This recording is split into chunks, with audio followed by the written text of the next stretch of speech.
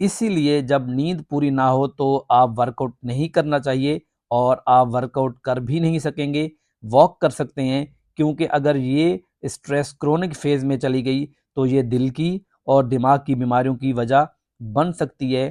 Diabetes ہونے کا خطرہ بھی بڑھ جاتا ہے، کیونکہ اسٹریس ہارمون بڑھا ہوا رہتا ہے اور باڈی کو لگتا ہے کہ خطرہ موجود ہے، تو باڈی گلوکوز زیادہ بنا کے رکھتی ہے اور اسٹور شوگر بھی بلڈ میں آ جاتی ہے، اور مسلسل شوگر بڑھی ہوئی رہتی ہے، اسٹریس ہارمون بھی بڑھا ہوا رہتا ہے، شوگر ہمیشہ ہائی رہنے لگ جاتی ہے۔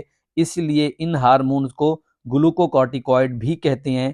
مطلب یہ وہ ہارمونز ہیں جو باڈی میں گلوکوز کو ریگولیٹ کرتے ہیں، اور بالآخر یہ وجہ بنتے ہیں ویٹ گین کرنے کی یا فیٹی لیور کی۔